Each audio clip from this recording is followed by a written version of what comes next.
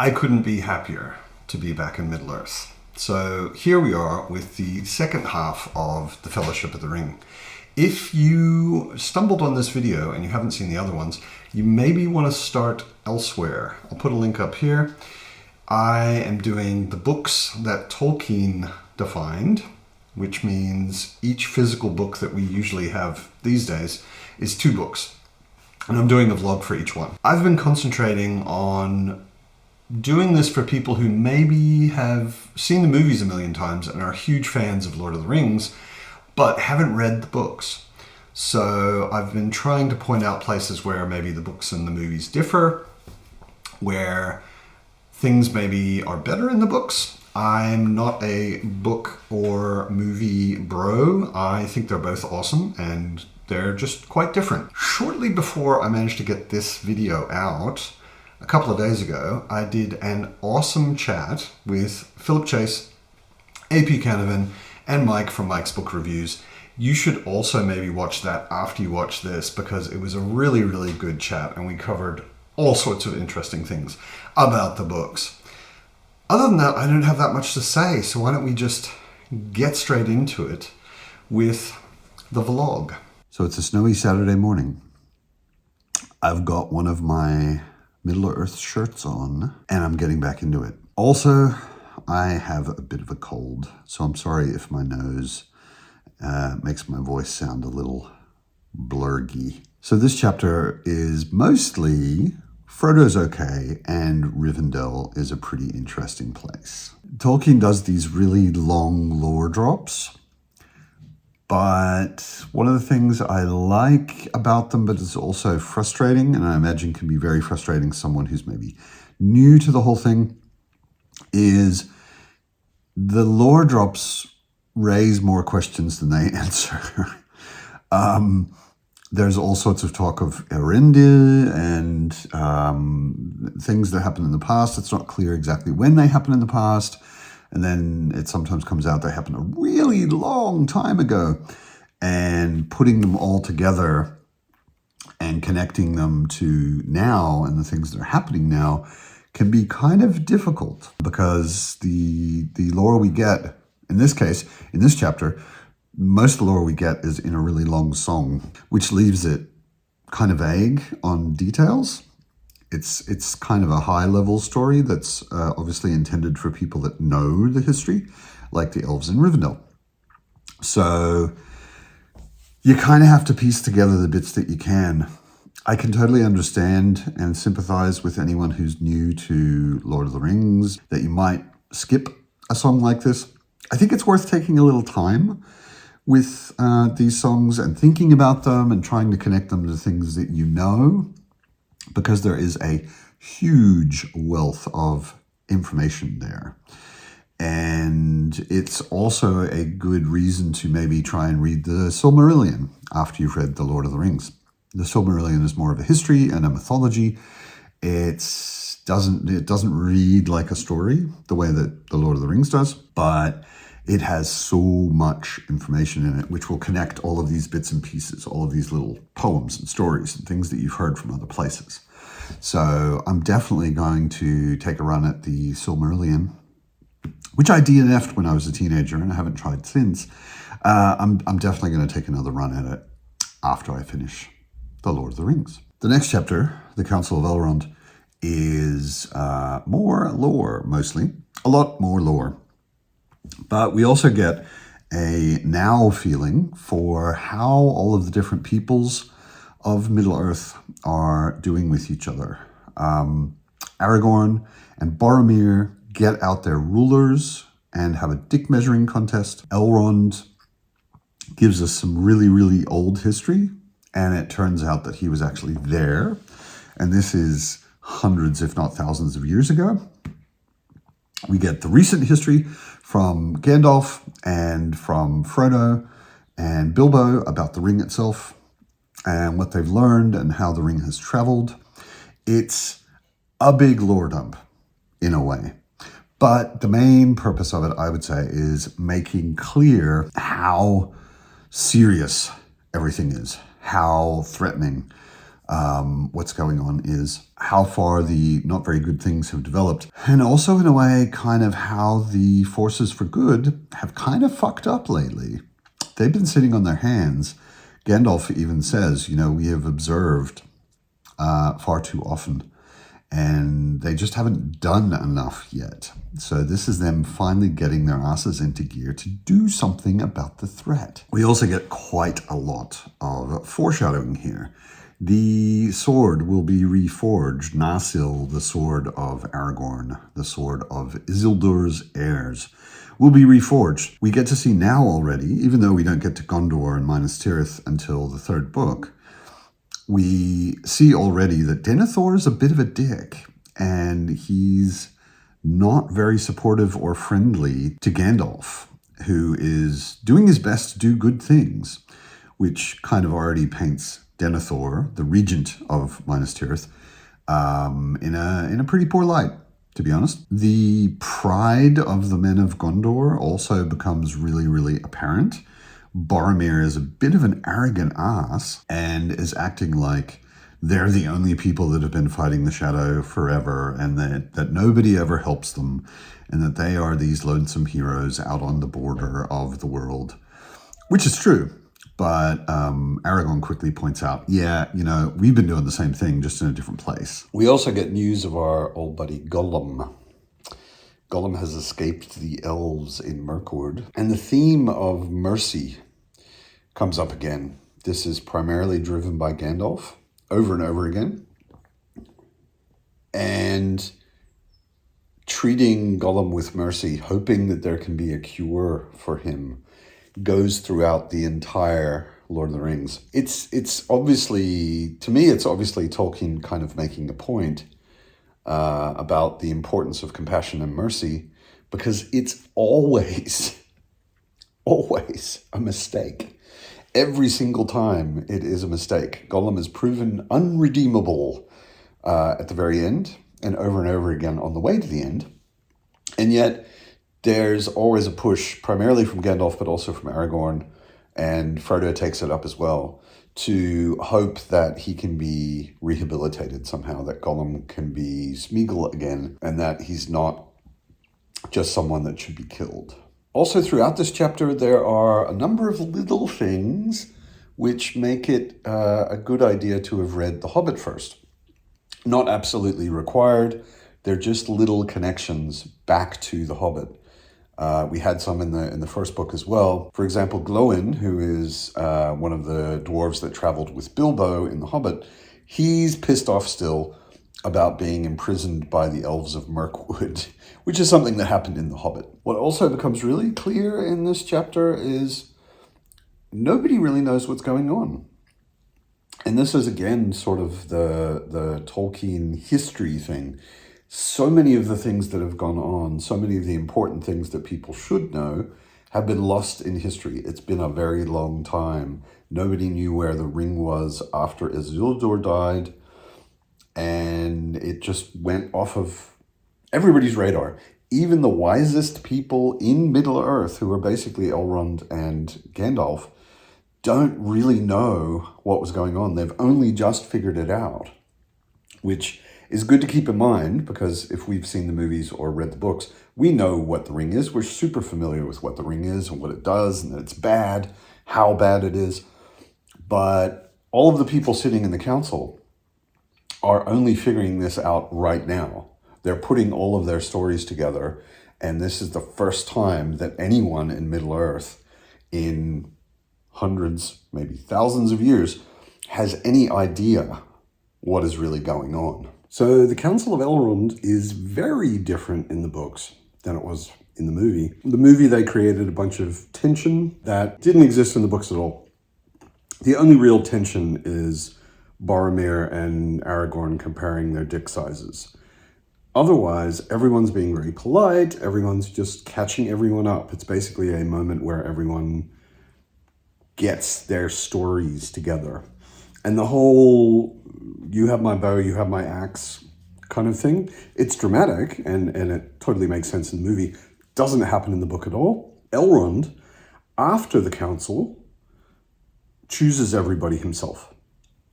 he decides who is going to be going with the hobbits.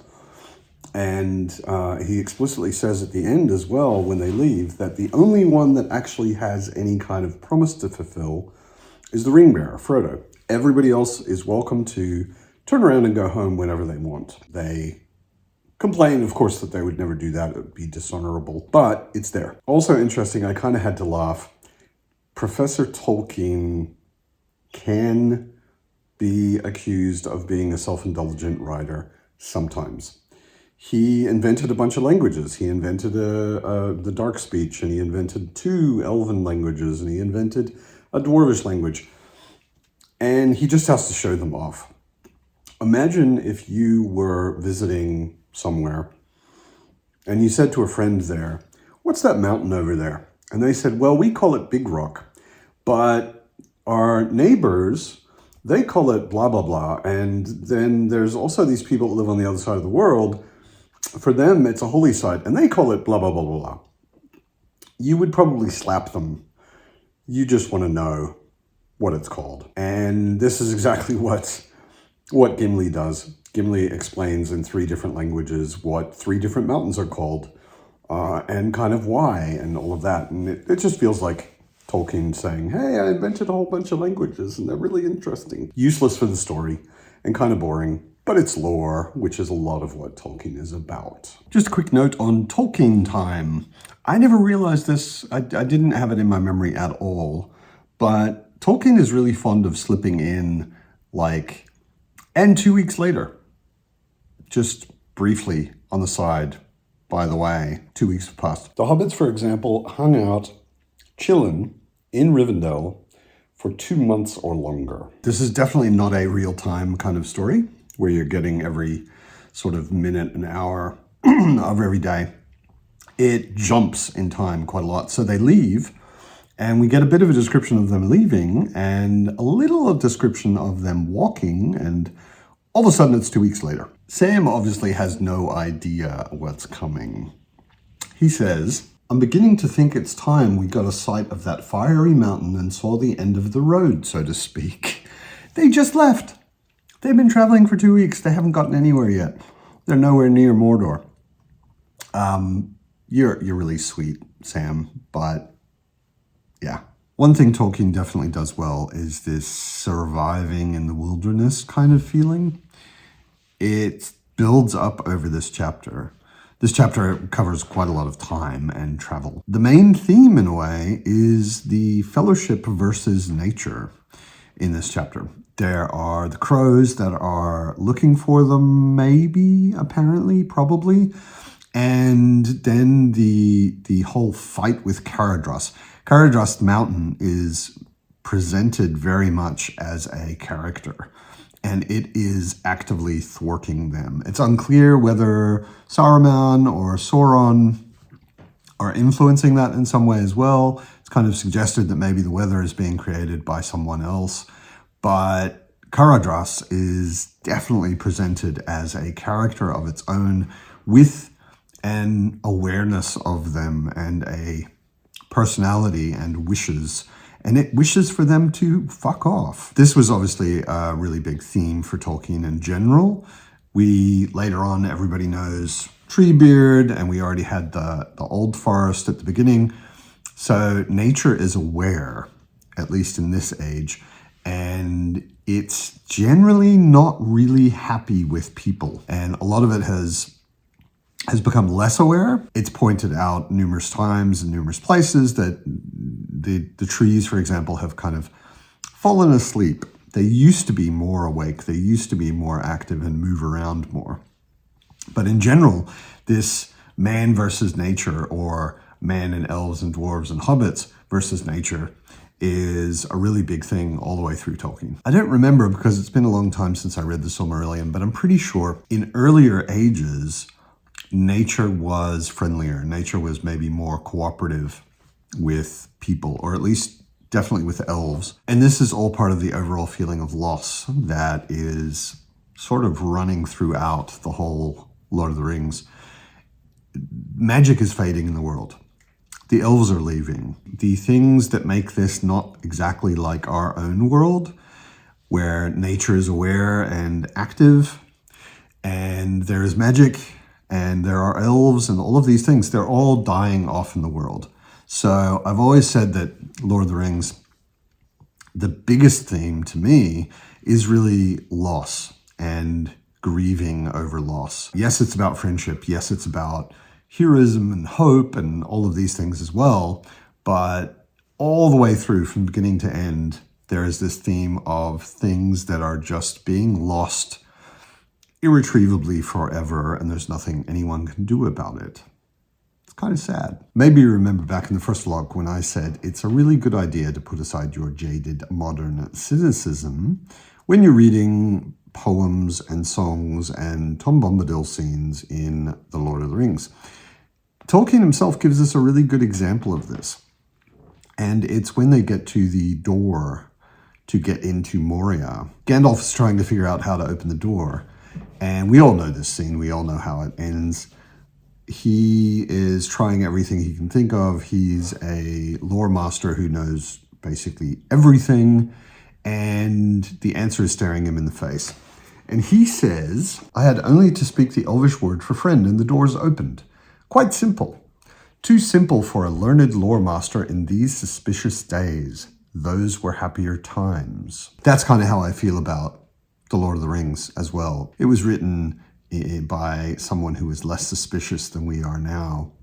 And if we take it in the spirit in which Professor Tolkien intended, we'll enjoy it a lot more and get a lot more wonder and joy out of it. As much as I love The Lord of the Rings, I have to point out how crap Professor Tolkien was at milking an action scene. For him, action scenes seem to be just transitions between other things. The whole lurker in the lake outside the door to Moria, in the books, it's 2 small paragraphs. That's it. A tentacle comes out, somebody slashes at it, it lets go, and they go through the doors. That's basically the whole lurker in the lake thing. Could have done with a little more excitement, Professor. He will not go astray if there is any path to find.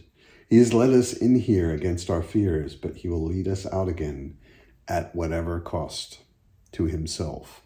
Foreshadow much, Tolkien? Even after all they've been through, Merry and Pippin are still children. They've obviously never played D&D. If only one person in the party has a light, of course they go first into the room, idiots. This is a serious journey, not a hobbit walking party. Throw yourself in next time and then you'll be no further nuisance. Now be quiet. Fool of a took. Gandalf's right. Pippin's a fucking idiot. But Gandalf's also a cranky bitch, isn't he? This is probably my favorite chapter in the whole book, The Fellowship of the Ring. Tolkien does some really cool things here, and he seems to have found his mojo as far as action goes. He builds up the tension. The tension's been building up already with the dark and not sure exactly where we're going and the pattering footsteps that are following the Fellowship. But here, he really ratchets it up another notch. The book that they find, you're getting the story of the past of what's happened in Moria with the dwarves in a way that is also just constantly piling more tension and more doom on top. And that turns out to be extremely foreshadowy because they themselves get caught in exactly the same chamber. And then we have a pretty cool fight scene. While reading, it occurred to me that maybe this is the place that the D&D idea came from, that certain monsters cannot be hurt by non-magical weapons. So Boromir attacks the troll when it's trying to come through the door and almost breaks his sword. Whereas Frodo, who has an elven dagger, manages to plunge his sword right into the troll's foot, no problem. So we get a pretty cool, interesting, exciting action scene here.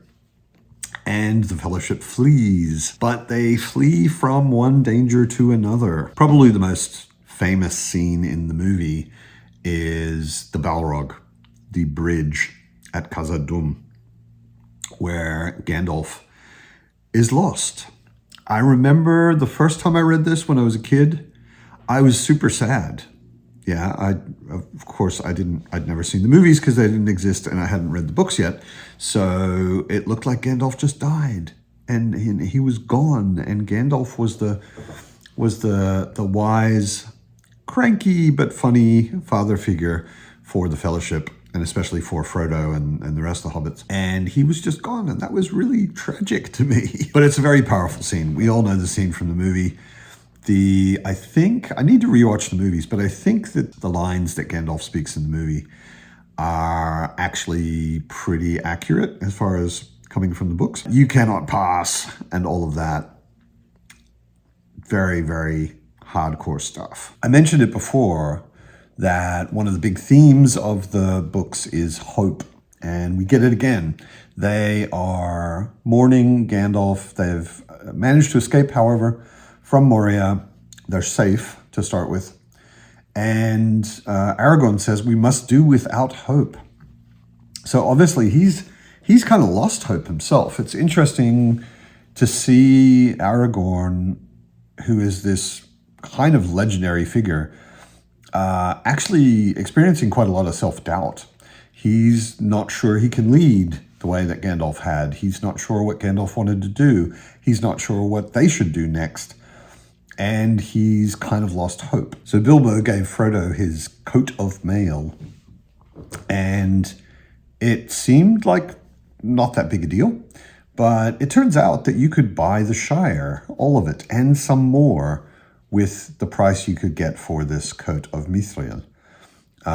It's a unique and special object in the world and worth a king's ransom. And it saved Frodo's life. This chapter starts to introduce us to another of the big elements of wonder in Middle-earth. The elves are leaving. Many elves are leaving. And things are becoming, on the one hand, more mundane, and in some places more evil. And Lórien, the forest, is protected in some way. So there are still elves there, and it is not at all mundane, and it is not yet evil. And it's a wondrous place. I love the descriptions in this chapter of the flowers, the trees, the elves themselves. It's a very magical and wondrous kind of place. This is one of the things about Tolkien and Lord of the Rings that I love, that I don't love as much in a lot of fantasy. Magic is everywhere. It's in everything in Middle-earth. Whereas in a lot of fantasy, it seems like the world itself maybe feels kind of normal, and magic is localized in particular people or particular monsters or objects or whatever. That to me feels a lot like a technological view of magic, if that makes any sense. Like we build technology which has certain functions, and the function is in the thing you built. Whereas in Tolkien's Middle-earth, everything just has magic of some sort in it, and some places more than others, and Lothlórien more than most. Perilous indeed, said Aragorn, fair and perilous, but only evil need fear it, or those who bring some evil with them. We're starting to get the pretty heavy foreshadowing with Boromir. Things are not going to turn out so well with him. We get a little explanation of the enmity is too strong a word, but the tension between elves and dwarves. But it's nicely turned into a bonding moment for the Fellowship by Aragorn when they all have to go blindfolded, which everybody seems to think is a bit of a tragedy, which it is, but it's good for the Fellowship, I think. Someone with big eyes is climbing around beneath the trees. Who could that be, I wonder? Just a nice moment at the end of the chapter with Aragorn. Here is the heart of elvendom on earth, he said, and here my heart dwells ever, unless there be a light beyond the dark roads that we must still tread, you and I. Come with me. And taking Frodo's hand in his, he left the hill of Cairn Amroth and came there never again as living man. Tolkien likes to spoil things sometimes and project into the future from where the story is at the moment. And We know from that Aragorn will never come back to Lothlórien. Again, here we are with some loss and sadness. I got a new Tolkien bookmark. We get a little hint at what Aragorn may be. We haven't really, I don't think we've really seen it anywhere before, but when they arrive and meet Celeborn and Galadriel, Celeborn mentions that Aragorn hasn't been in Lothlórien for 38 years. So almost 40 years ago, he was here.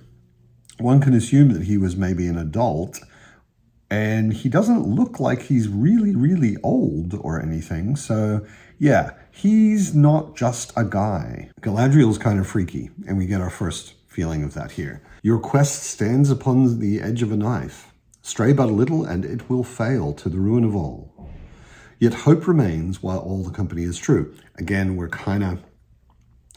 can't help but make me think that Boromir's coming, but she also holds them with her eyes, and nobody can actually look at her for very long except Aragorn and Legolas. She's special. She's got some sort of old power. We find out towards the end of the chapter what that old power is. We see through Frodo's eyes that she is wearing one of the 3 elven rings. That's interesting because Frodo can see it. Sam can't. So Frodo has already changed, and he's getting special senses because he's the ring bearer. Also, that explains the existence of Lothlórien. Lothlórien is what it is, and still is what it is, and is protected because Galadriel has that ring. Then we have a lot of testing going on. It's not really explicitly said that Galadriel is testing Sam and Frodo by showing them what she shows them in her mirror, but it functions for them, at least, as a test. They see things that almost put them off of their quest, that make them worry about other things, that scare them. They pass their test. Also, we get the best line, my favorite line anyway, in all of Lord of the Rings. It gives me goosebumps every time. Galadriel is offered the ring, and there's that scene in the movie, which I found a little bit overdone, where she becomes the scary queen, all will love me in despair, and so on. Like I said, it felt a little bit cartoony and over the top in the movie. It was a little bit too much and kind of out of nowhere. In the book, it feels like it builds up in a more organic kind of fashion. But she doesn't take the ring, and she says, I passed the test. I will diminish and go into the west and remain Galadriel. And every time I get goosebumps. I love that line. But mostly in this chapter, they hang out.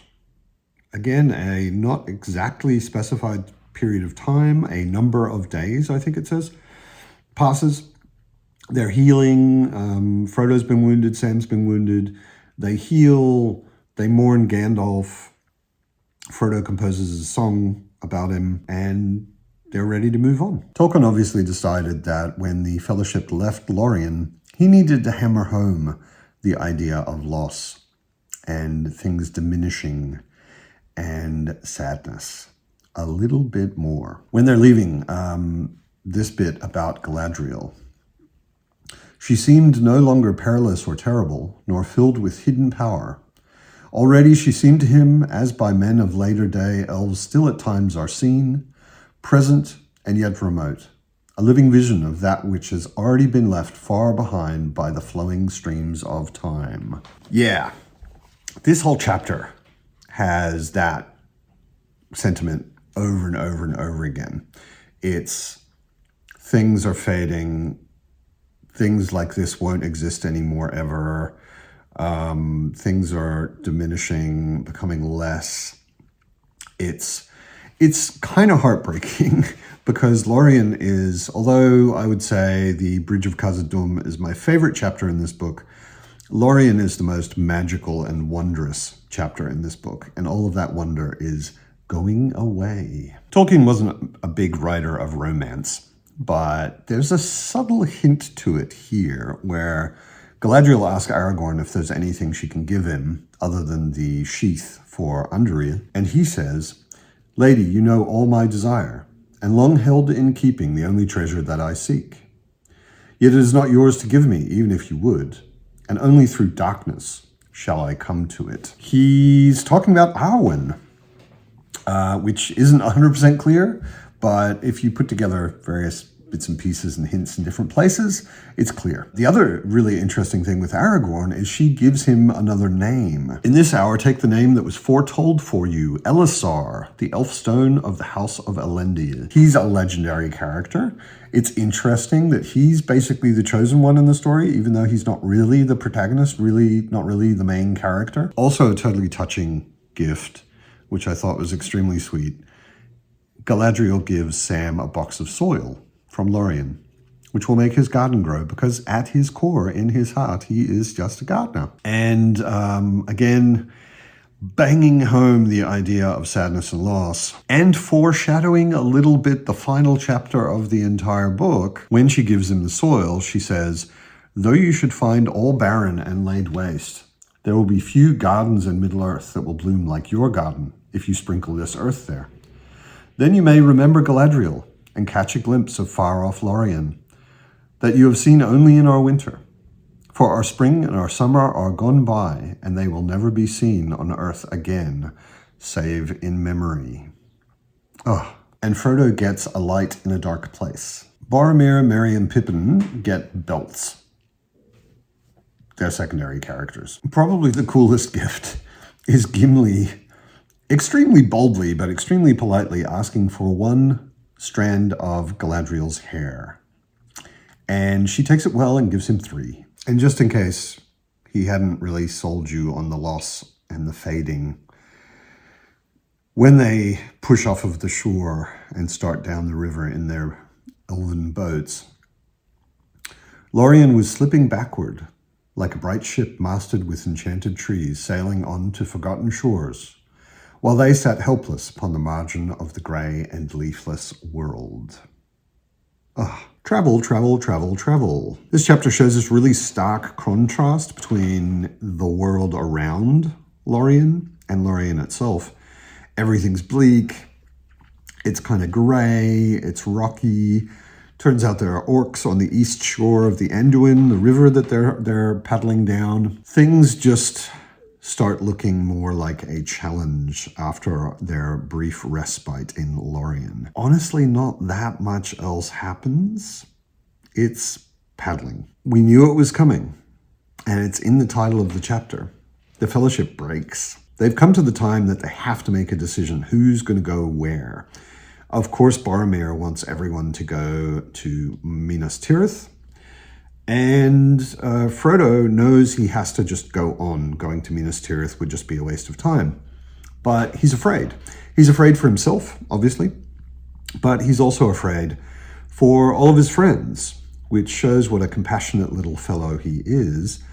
And it's been said numerous times before in other places, one hobbit with the ring has probably just as good a chance as 9 friends, one of whom has the ring, as far as getting to the cracks of doom and being able to destroy the ring itself. Numbers don't really matter. So Frodo takes some time to think about it, and Boromir, who we've had numerous hints is maybe not the best motivated guy in the world, jumps him. He talks himself into jumping Frodo and trying to take the ring. Immediately regrets it. He was obviously, it's never made so explicit, which is what I like about the magic in Middle-earth. But he's obviously being influenced by the ring itself. He's mostly got a good motivation. He wants to save Minas Tirith. He wants to be able to protect all of the rest of Middle-earth. He thinks the ring would be a good weapon to do that, but he's also being influenced by the ring. It's making him greedy. It's making him a little power hungry, making him slightly crazy. So he jumps Frodo, and Frodo pisses off. Frodo puts on the ring when he really, really shouldn't put on the ring. He sees the Eye of Sauron searching for him, and he sneaks off. And of course, Sam catches him at it, and they get in a boat and paddle away. The Fellowship has split. I have to admit, I was a little bit nervous. The Lord of the Rings is such a foundational book for me. It's the first adultish fantasy book I can ever remember reading. And I've read it many, many times since then. But it's been about a decade, and I was a little worried that maybe it would turn out to be a nostalgia thing and that I wouldn't be that into it.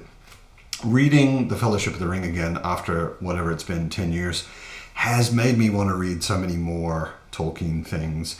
It has made me so happy to be back in Middle-earth. It has made me love these characters all over again, more even than the movies did for me. It has made me eager to see where the adventure is going to go, even though, of course, we all know where the adventure goes. But really experiencing it through Tolkien's writing has been such a joy. I am a fan of Tolkien. I'm not a fan of the movies or the books. I love both of them equally as much. And I will never diss anyone for loving one or the other more or only. But I think it's really worth reading the books. And I hope maybe that these vlogs will encourage people to do that. I am going to take a little bit of a break. I'm going to read a few other things. I think I'll get to the Two Towers in January and start putting out vlogs there. And then there will be another chat once I finish the Two Towers with the same guys, Mike and AP and Philip. And I'll be announcing those on my channel. I hope you're enjoying this. I hope you're reading or rereading Lord of the Rings with me. I hope you're well, and I'll see you next time.